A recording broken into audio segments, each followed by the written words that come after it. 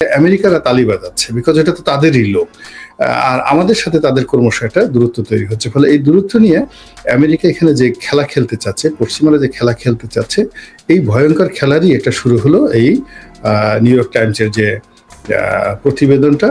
এবং এই প্রতিবেদনটা মূল্যায়ন করার জন্য আসলে একটা পলিটিক্যাল ঐক্যমত্য দরকার, যেই ঐক্যমত্য থেকে এখন সরকার অনেক অনেক দূরে চলে গেছে, বিশ্বাসযোগ্যতায়, গ্রহণযোগ্যতায় এটা তার অনেক অনেক দূরে চলে গেছে। ফলে এটা আমাদের জন্য একটা বিশাল লায়াবিলিটিস এই মুহূর্তে।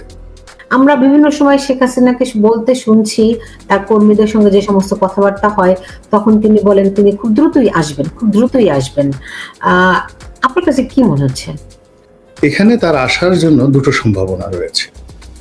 প্রথম সম্ভাবনা হলো দিল্লি অর্থাৎ ভারত যদি জিত করে শেখ হাসিনাকে বাংলার সিংহাসনে বসাবেন অতীতকালের মতো করে, যেভাবে হুমায়ুনকে পারস্যের সম্রাট বসিয়েছিলেন, সিংহাসনে বসিয়েছিলেন সম্রাট হুমায়ুনকে।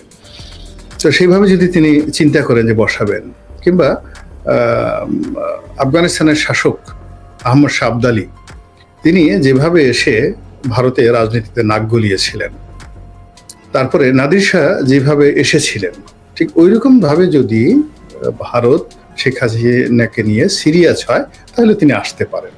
এখন আমরা সেটা কিভাবে মোকাবেলা করবো বা করবো না, পারবো কি পারবো না, সেটা সেকেন্ড ম্যাটার। দ্বিতীয়ত, বাংলাদেশে একটা রাজনৈতিক পট পরিবর্তন যদি হয়, সেটা হলো ডক্টর মোহাম্মদ ইউনূসের পরাজয়, বর্তমান সরকারের যদি পরাজয় হয়, তো সেই পরাজয়ের জন্য আওয়ামী লীগের যেহেতু অর্থ আছে, তারপরে তাদের মিডিয়া আছে, দেশ বিদেশে তাদের যাকে বলা হয় প্রচন্ড রকম যোগাযোগ রয়েছে, এবং কিছু নাই আসলে কি শূন্য না। এটা শেখ হাসিনার ব্যক্তি, কাতারের আমিরের সঙ্গে, মানে কাতারের আমির শেখ হাসিনার ছেলের মতো।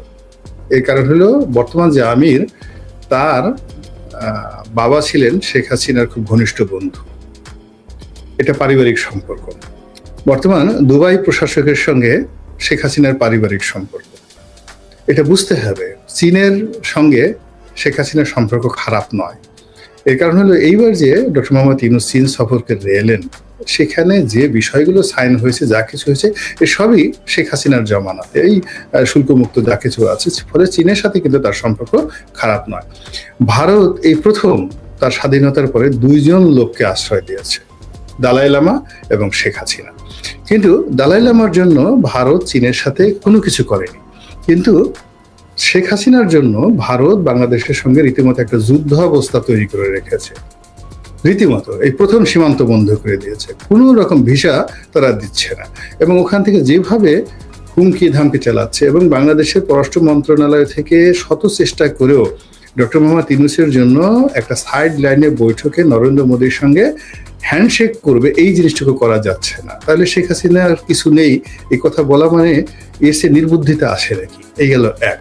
দুই নম্বর হলো, ইউনূস সরকারই তো গবেষণা করে বের করছে যে তারা বাংলাদেশ থেকে 15 লক্ষ কোটি টাকা পাচার করেছে। আপনি কল্পনা করতে পারেন যে আওয়ামী লীগের লোকের হাতে যদি 15 লক্ষ কোটি টাকা থাকে, সেই টাকা দিয়ে কি তারা গাঁজা খাবে? সেই টাকা দিয়ে কি তারা মদ খাবে, ক্যাসিনো খেলবে? সেই টাকা দিয়ে তারা ডক্টর মোহাম্মদ ইউনূসের বিরুদ্ধে চক্রান্ত করবে, ডক্টর মোহাম্মদ ইউনূসের ক্যারেক্টার অ্যাসাসিনেশন করার জন্য তারা চেষ্টা করবে, প্রচার চালাবে, প্রোপাগান্ডা। আমি দেখলাম যে প্রধান উপদেষ্টার প্রেস সেক্রেটারি শফিকুল ইসলাম, তিনি কিন্তু আপনার অনেক সমালোচনা করেছেন। তিনি আপনাকে নিয়ে অনেক সত্য মিথ্যা অনেক রকম মন্তব্য করেছেন। প্রধান উপদেষ্টার অফিস যে প্রতিক্রিয়াগুলো দেখাচ্ছে এই প্রতিবেদনটি নিয়ে, আপনার কাছে কি মনে হয়, তারা কি সত্যকে মানে চোখ বন্ধ করে রাখতে যাচ্ছে? প্রলয় কি বন্ধ হবে চোখ বন্ধ করে রাখলে? এখানে আসলে এখন প্রধান উপদেষ্টাকে মিস্টার শফিক চালাচ্ছেন না, শফিককে মিস্টার যাকে বলা হয় উপদেষ্টা চালাচ্ছেন, আমি বুঝতে পারছি না। শফিক সাংবাদিকতায় আপনি জানেন যে সুলতানা, উনি বয়সে আমার চেয়ে 2 বছরের ছোট। মিস্টার শফিক বয়সে 2 বছরের ছোট, আর সাংবাদিকতা পেশা আমার 1986 সনে শুরু। আমার মনে হয় যে তিনি তখন বিশ্ববিদ্যালয়ের ছাত্র বা শুরু করেননি, অ্যাটলিস্ট 10 বছর পরে তিনি সংবাদপত্র জগতে এসেছেন। তিনি এই যে যমুনাতে এখন যেখানে ঢুকেছেন ডক্টর মোহাম্মদ ইউনূসের দয়াতে, তো সেই জায়গাতে আমি 1.5 লক্ষ লোকের ভোট পেয়ে 2008 সনে ওই জায়গাতে আমি ঢুকেছি। ওই জায়গায় ঢুকেছি। এখন ডক্টর মোহাম্মদ ইউনূসের যে পলিটিক্যাল বা অন্য যে কিছু বলেন না কেন, সেই তুলনায় শেখ হাসিনা, খালেদা জিয়া, এই দুটো বিরোধী দল আওয়ামী লীগ, বিএনপি, তাদের সঙ্গে আমি সেই 2001 সন থেকে ডিল করে আসছি। আর সাংবাদিক হিসেবে ডিল করে আসছি সেই 1986 সন থেকে, এবং তখন থেকে হোসেন মোহাম্মদ এরশাদ থেকে শুরু করে বাংলাদেশের যত রকম বড় বড় রাজনীতিবিদ রয়েছেন তাদের সবার সঙ্গে একটা যাকে বলা হয় হৃদ্যতাপূর্ণ সম্পর্ক রয়েছে। ফলে আমার দৃষ্টিভঙ্গি আর জনাব শফিকের দৃষ্টিভঙ্গি এক হবে না। তিনি এখনো মানে আমার যে ইউটিউবের যে বক্তব্য এটা মূল্যায়ন করার পর্যায়ে তিনি এখনো পৌঁছেননি। আমি তার সঙ্গে একবারই আমার দেখা হয়েছিল, একটা টক শোতে দেখা হয়েছে, আমি তাকে দেখেছি। আমার অন্যান্য যারা ছোট ভাই আছে প্রফেশনে তাদের চাইতেও তাকে আমাকে অনেক অনেক ইম্যাচিউর মনে হয়েছে। আমরা পাশাপাশি বসেছি। এখন তিনি ক্ষমতার চেয়ারে বসে হঠাৎ করে ডক্টর মোহাম্মদ ইউনূসকে হয়তো তিনি মনে করছেন যে এই মুহূর্তে ডোনাল্ড ট্রাম্পের আব্বা হুজুরের চাইতেও তার বস অনেক ক্ষমতাধর, এবং সেই ইলন মাস্কের যে ক্ষমতা এই মুহূর্তে আছে তার চেয়েও মিস্টার শফিকের ক্ষমতা অনেক বেশি।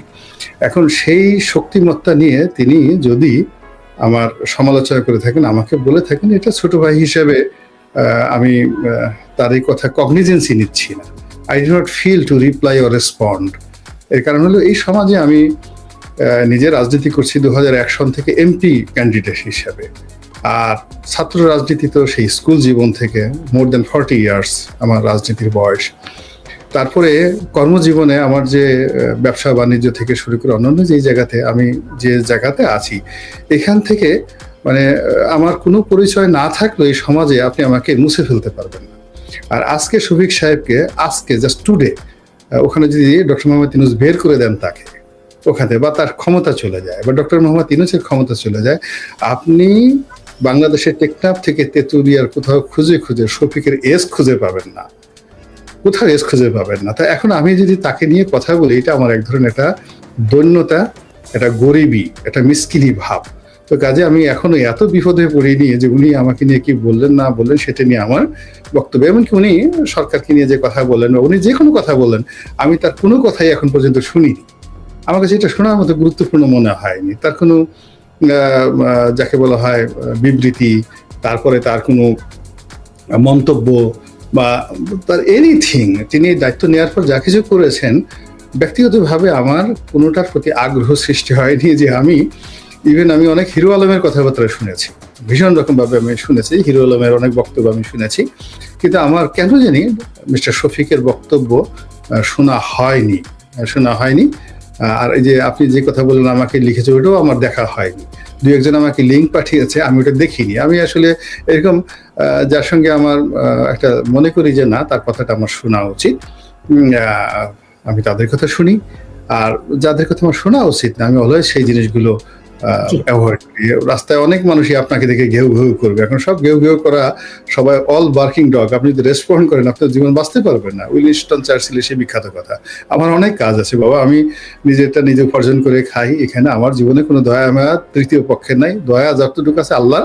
এই কাজকর্ম করতে গিয়ে কে শফিক, তিনি কি বললেন, কোথায় ছিলেন, তার বাড়ি কোথায়, তারপর আগে আওয়ামী লীগ করতেন না, বিএনপি করতেন না, জামাত করতেন, এখন কি করেন, কি বলেন, এইগুলো নিয়ে আমার সময় আছে নাকি? আমার নিজের কাজ করি তো আমি সারতে পারি না। বুঝতে পেরেছি, কিন্তু আপনি তো বললেন তিনি কতখানি গুরুত্বপূর্ণ, যে তিনি ডক্টর ইউনূসকে চালাচ্ছেন নাকি ডক্টর ইউনূস তাকে চালাচ্ছে, বা বিষয়টা খুব জটিল। ফলে ওই শুরুতে যেটি বলছিলাম যে কার হাতে দেশ, এটি একটা সেরকম অমীমাংসিত প্রশ্ন। আপনার কাছে আরেকটি বিষয় জানতে চাই, সেটি হচ্ছে গিয়ে ইদানিং কালে দেখতে পাচ্ছি যে ধরেন খালেদা জিয়াকে বিদেশে পাঠিয়ে দেওয়া হলো, অনেকেই অভিযোগ করছেন বা সন্দেহ করছেন তিনি আর দেশে ফিরতে পারবেন না। এমনকি তারেক রহমানকেও মাইনাস করার একটা প্রক্রিয়া শুরু হয়েছে। আমাদেরকে এই বিষয়ে ধারণা দিতে পারেন কিনা? না, এটা আমার কাছে, আমি অনেক আগের থেকে তো এই কথাগুলো বলে আসছি, যে একেবারে আগস্ট মাসের 8 তারিখে আমি একটা ফেসবুক স্ট্যাটাস দিয়েছিলাম যে যেভাবে আজকের এই দিনের ঘটনাটা ঘটলো 8 তারিখে, বিএনপিকে মাথা ঠান্ডা রাখতে হবে, প্রচন্ড মাথা ঠান্ডা রাখতে হবে, এবং তাদেরকে বিগত 1/11 সেই ঘটনা মনে করতে হবে। 1/11-তে যেটা হয়েছিল, বিএনপির পরাজয়ের ফলে বিএনপি কেঁদেছিল, আওয়ামী লীগ হেসেছিল, এবং অল্প কিছুদিন পরে আওয়ামী লীগের কান্না যখন শুরু হলো, সেই কান্না এমন হয়ে গেল যে কদিন পরে বিএনপি এবং আওয়ামী লীগ গলাগলি ধরে একসাথে কেঁদেছিল। ফলে বিএনপির উচিত যে তাদের আনন্দটা যেন এই সময় এমন পর্যায়ে না হয় যে আরেকটি ১/১১ সেই প্রেক্ষাপট রচিত হয়ে তাদের কান্না আসে এবং সেই কান্না আবার পরবর্তীতে আওয়ামী লীগের কান্নার সঙ্গে গলাগলি ধরে সেই কান্না যেন না হয়। তো যখন আমি এই আগস্ট মাসের ৮ তারিখে এরকম একটা কথা বলেছিলাম, এটি নিয়ে ভীষণ রকম বিতর্ক তৈরি হয়েছিল, আমি আরো বলেছিলাম যে আগামীতে যে বিপদ আসছে সেই বিপদের প্রথম বলি হবে জামাত। এবং এখন দেখুন যে এই যে নিউ ইয়র্ক টাইমসের রিপোর্টটা যদি ধরেন, জামাত কিন্তু বাংলাদেশের মধ্যে ইসলামী যে গ্রুপগুলো রয়েছে তার মধ্যে সবচেয়ে সিস্টেমেটিক একটা রাজনৈতিক দল। কিন্তু এই পুরো বাংলাদেশের যে এক্সট্রিমিজম থেকে শুরু করে যা কিছু রয়েছে, তো সেই এক্সট্রিমিজমের পুরো দায় দায়িত্ব জামাতের উপর আসছে। এবং জামাতের সাথে ইতিমধ্যে ক্যান্টনমেন্টের সাথে সম্পর্কটা, যেহেতু ডক্টর ইউনূসের সাথে সম্পর্ক ভালো, ক্যান্টনমেন্টের সাথে সম্পর্ক খারাপ হয়ে গেছে, বিএনপির সাথে দা কুমড়ার সম্পর্ক খারাপ হয়ে গেছে। অন্যান্য ইসলামিস্ট গ্রুপগুলো যারা তাদের সঙ্গে ঐক্য করবে, সেই চরমোনাই থেকে শুরু করে হেফাজত, সেই পুরো ঐক্যটা এখন একেবারে রিভার্স হয়ে গেছে। তো এই যে জামাতের যে এই সমস্যাটার কথা আমি যখন সেপ্টেম্বর মাসে বললাম বা আগস্ট মাসের মাঝামাঝি বললাম, তখন জামাতের লোকজন খুব রাগ করেছে। জামাতের কতগুলো পেইড ইউটিউবার রয়েছে, আপনি তো জানেন যে তারা লন্ডন আমেরিকাতে থেকে তাদের কাজই হলো বিভিন্ন লোককে গালি দেওয়া। তারা আমাকে গালিগুলি দিয়েছে রীতিমতো অস্থির। এখন তো তারা সবাই মাথা হাত দিয়ে বলে যে এই লোকটাই তো ওই প্রথম বলেছিল। তখন জামাতের লোক তো আমার কাছে সবাই আসছে, গত সেই 2009 থেকে এই আগস্ট পর্যন্ত সবাই আমার কাছে আসছে, একেবারে টপ টু লোক। জামাতের সব লোক আসছে, বিপদের সময় আসছে, বুদ্ধির জন্য আসছে, পরামর্শের জন্য আসছে। কিন্তু all on a sudden August মাসের পরে মনে হলো তারা সম্রাট আওরঙ্গজেব হয়ে গেছেন প্রত্যেকটা লোক। তাদের কি যে ভাবসাব, আমার গোলাম মোল্লা রনির সাথে তাদের যে কোনো সময় পরিচয় আছে, এরা যে আমার বাসায় গেছে, আমার অফিসে আসছে, আমার কাছে বুদ্ধির জন্য চেয়েছে, আমি 3 দিনের 1 দিন তাদেরকে সময় দিয়েছি। এখন তাদের চোখ এক একটা 33টা ব্যাটারি দিয়ে যে টর্চ লাইট গুলো আছে, ওইরকম ভাবে তাদের এক একটা চোখ বড় বড় লাইটওয়ালা চোখ হয়ে গেছে। ওদের দিকে তাকিয়ে আমি এখন বলতেই সাহস পাচ্ছি না যে আমাদের ওই লোকগুলো একসময় আমার কাছে আসতো। অথচ এরা যদি তাদের যারা শুভানুধ্যায়ী, বিপদের দিনে তাদের সাথে যারা ছিল, তাদের প্রথম কাজ ছিল যে এই যে ক্যান্টনমেন্টে যখন তাদেরকে ডাকা হলো যে আসো বৈঠকের জন্য 5 তারিখে, তারা যদি একদিন পরে সেখানে যেতেন এবং তাদের যারা শুভানুধ্যায়ী তাদের সঙ্গে যদি আলাপ আলোচনা করতেন, তাহলে এই বিপত্তির মধ্যে পড়তেন না। এবং একইভাবে আমি প্রথম দিনে বলছি যে বিএনপির যে সমস্ত নেতারা ক্যান্টনমেন্টে গিয়েছেন, ইটস এ মিস্টেক। বিএনপির এটা বড় ভুল হয়েছে, যেই ভুলের খেসারত এখন তাদেরকে দিতে হচ্ছে। এবং আমি আগে বলছিলাম যে জামাতের পরেই দ্বিতীয় বিপদে পড়বে বিএনপি। এবং এখন দেখুন বিএনপির সেই বিপদ, যেগুলো এখন বিএনপি রাজপথে নামতে চাচ্ছে, সরকারের সাথে তার সম্পর্ক খারাপ হয়ে গেছে, ক্যান্টনমেন্ট তাকে বিশ্বাস করতে পারছে না, ভারত বিশ্বাস করতে পারছে না, এরপরে তারেক রহমান সাহেব দেশে আসতে পারছেন না, মাইনাস হয়ে যাচ্ছেন। এই সকল কথা কেন আসবে, যেখানে সবকিছু এখন একটা 100% সবকিছু বিএনপির অনুকূলে থাকার কথা, জনমত থেকে শুরু করে সবকিছু তাদের অনুকূলে থাকার কথা, তাদের বাইরে একটা টু শব্দ করার কথা না কেউ। কিন্তু এখন বেগম জিয়া এই বাংলাদেশে শেখ হাসিনা যাকে তাড়াতে পারেননি, যিনি একেবারে হাসপাতালে মরণাপন্ন ছিলেন, তারপরে তিনি জেলখানাতে মরণাপন্ন ছিলেন, কিন্তু তিনি তো বিদেশে যাওয়ার জন্য শেখ হাসিনার কোনো শর্ত বা আওয়ামী লীগের কোনো শর্ত মানেননি। তো তিনি গিয়ে এখন হঠাৎ করে তাকে যেতে হলো কেন বা গেলেন কেন, আবার হঠাৎ করে তাকে আসতে পারবেন না, এই কথাগুলো আলোচনা হচ্ছে কেন? এই যে আলোচনা হচ্ছে, এটাই তো বিএনপির একটা নৈতিক পরাজয়। এখন এটা তিনি যদি না আসেন তা বলবো যে আসতে পারছে না, আবার যদি তাকে আসতে হয় তাহলে যে জনগণের অবিশ্বাস দূর করার জন্য তাকে আসতে হচ্ছে।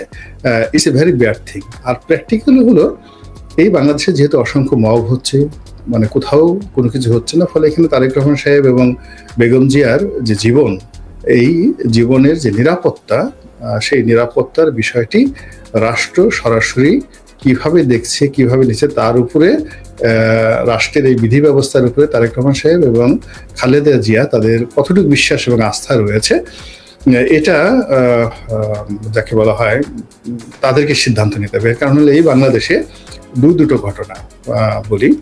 একেবারে চিটাগাংয়ে সেই শেখ হাসিনা জনসমাবেশ করছে এরশাদ জমানাতে, এরশাদের নির্দেশে সেখানে সরাসরি পুলিশ গুলি করে 18 জন লোককে মেরে ফেলতে, শেখ হাসিনা সেদিন মরে যেতে পারতো। এতে বাংলায় ঘটেছে, কোনো বিচার হয়নি। তারপরে এই বাংলাদেশে 21শে আগস্টের গ্রেনেড হামলার মতো ঘটনা ঘটেছে। এই বাংলাদেশে এই জনসমাবেশ করতে গিয়ে শাহ এম এস কিবরিয়া মারা গেছেন, কোনো বিচার হয়নি এখন পর্যন্ত। এই বাংলাদেশে সেই রমনার বটমূলে উদিসির অনুষ্ঠানে হামলা হয়েছে। কাজেই রাষ্ট্র ব্যবস্থা যদি সঠিকভাবে কার্যকর না হয়, যারা রাজনীতিবিদ তারা যে কোনো একটা জনসমাবেশ যদি করতে যান, এই জনসমাবেশের প্রতি কারো নিয়ন্ত্রণ থাকে না। ফলে যে কোনো একটা জনসমাবেশে যদি অতীতের মতো এরকম ঘটনাগুলো ঘটে, তাহলে তো ম্যাসাকার হয়ে যাবে, সর্বনাশ হয়ে যাবে। তো এখন যারা আসবেন, আপনি আমি তাদেরকে যত উত্তেজিত করি না কেন, তারা তো চিন্তা করবেন যে এই বাংলাদেশে তো এরকম অসংখ্য ঘটনা ঘটেছে, তো সেই ঘটনা যে ভবিষ্যতে ঘটবে না সে নিশ্চয়তা তাদেরকে দিতে হবে অথবা তাদেরকে বুঝতে হবে।